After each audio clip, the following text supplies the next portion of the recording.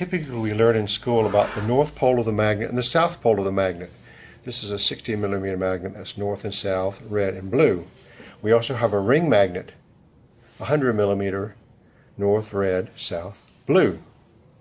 Now if we have the blue here on top, and we have the blue here, we would expect the blues to attract, and they do around the edges. The blues attract around the edges.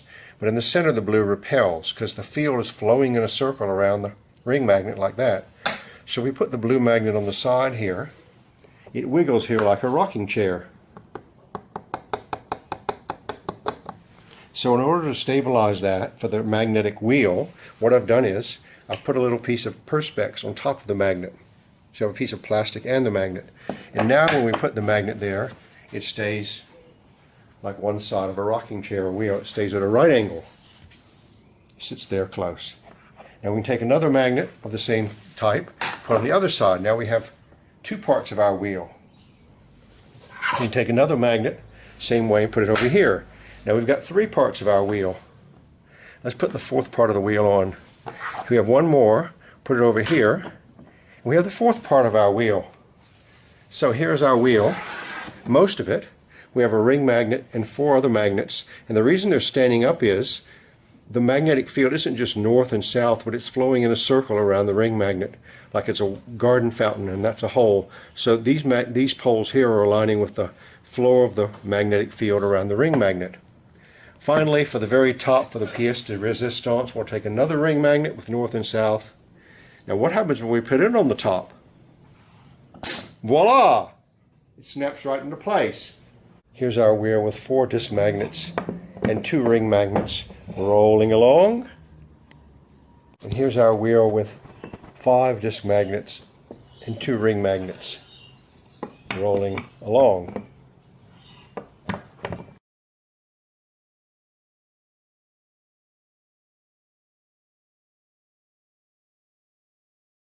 Here we have 2 stable states for a 60 magnet reverse set of 40 magnets. Either it can be up like this, hovering, or it can be down like that. 60 over 40, and watch how easy it is to lift it up again, or to press it back down.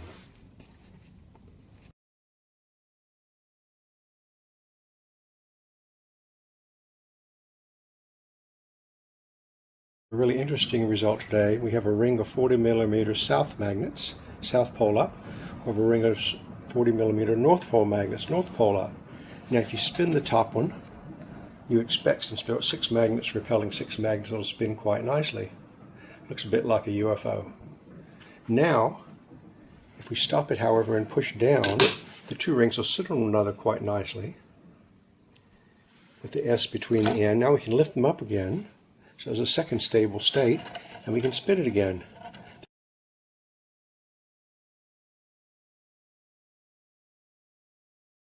Now we've glued in 4 magnets here as N up. So you have all N up, all N up, all N up, 12, 8, 4. And I've put the wooden rod with a bit of graphite on it. I made the hole in the middle here 7 millimeters rather than 6.5, so it doesn't scrape on the 6 millimeter rod as much. So let's spin it and see if we have any improvements.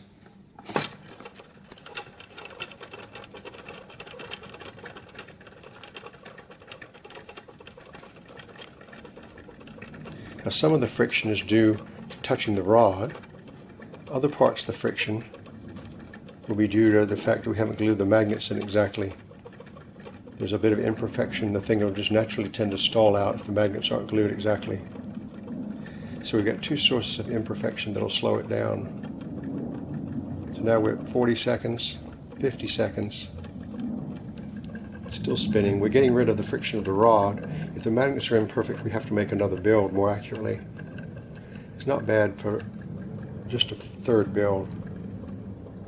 There's 60 millimeter magnets are the big ones, and 20 millimeter magnets are the other ones, all neodymium N52.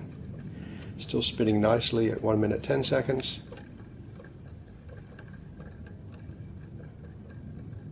This is about the best we can do unless we make another build. 120. Still spinning nicely.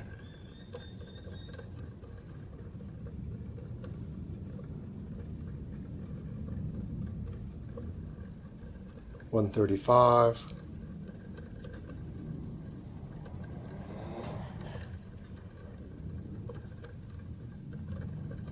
145.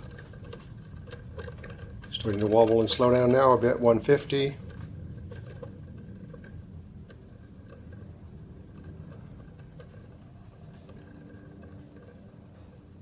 2 minutes.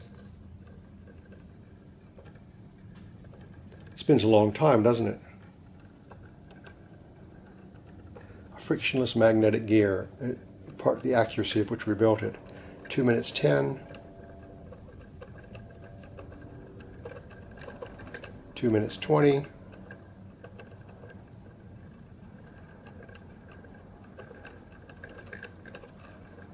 2 minutes and 30 seconds. So that's about all we can do unless we build the thing more accurately. The locally held crop picture of 2005, a frictionless magnetic gear.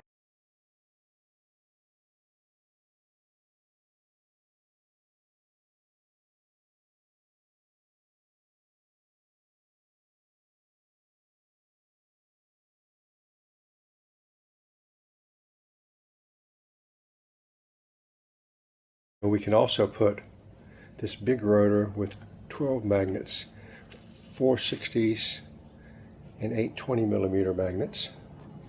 The heavy rotor over this little rotor with 820s and outside, 420s inside. 12 magnets on each rotor. There's a little lift magnet below. We can put it here and it will spin for a very long time. Let's just do a quick little thing just to see how it moves up and down like a little skier. That's cool, isn't it? From the locally held crop picture in 2005. Now let's spin it a little bit harder and see what happens.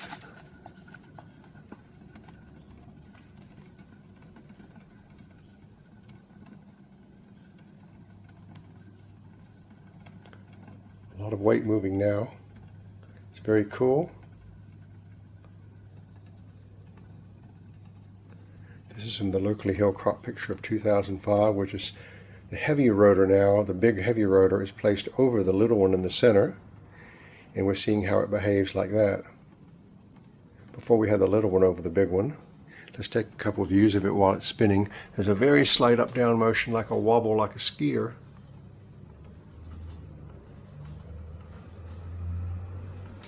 Up and down. You see the rotors going up and down on the rod very slightly. There could be imbalances or imperfections in the build also very slightly. How accurate this build is. It's still going quite well.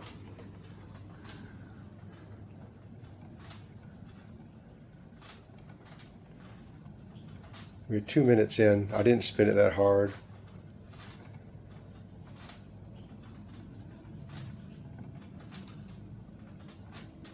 It's very, very cool. I'm going to keep photographing it until it stops, just so you don't believe. If I have a break, you won't believe it keeps spinning. 2 minutes now, it's spinning without stopping, and I didn't spin it very hard.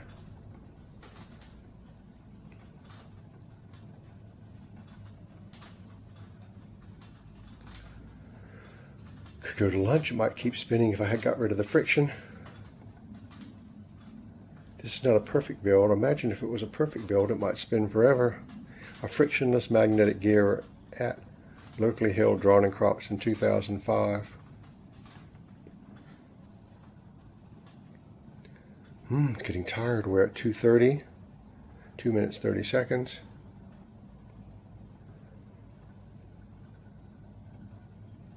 Not ready to slow down yet.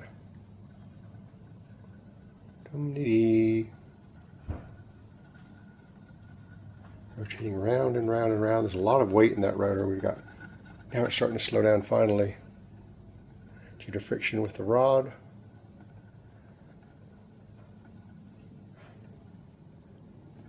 Now we're at 3 minutes.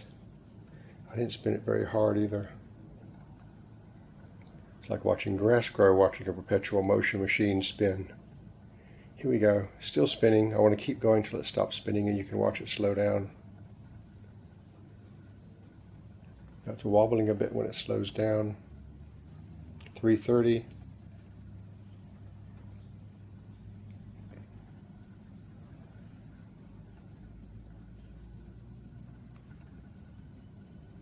345.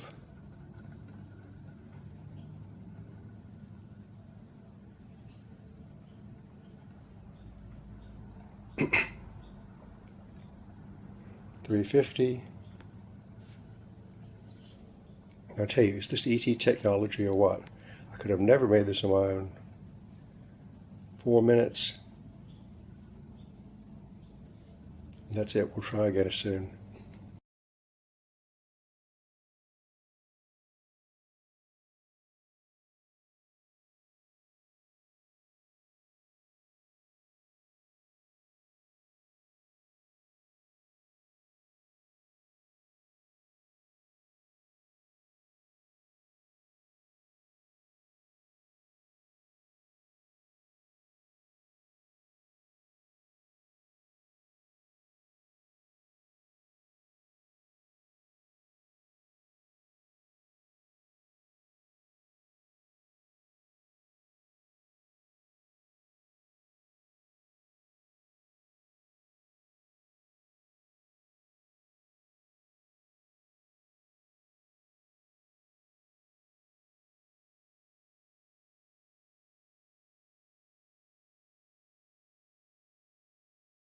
Once we got the magnetic motor result from the crop circle, we decided to see if we can make our own little devices out of the crop circle. So here's one, 7 magnets north up, first rotor, second rotor, 5 magnets north up, and a third rotor, 8 magnets south up. And when you spin this thing, it also spins quite well, whereas 8/5, well, the other combinations don't spin well. So having 5/7 with 7 slightly outside also produces a very nice, even magnetic field for repulsion by the 8 magnets. Let's just look at this one here. Spins quite nicely. 7 on the outside, 20 Miller magnets, 5 on a 100 rotor, and then 8 on top.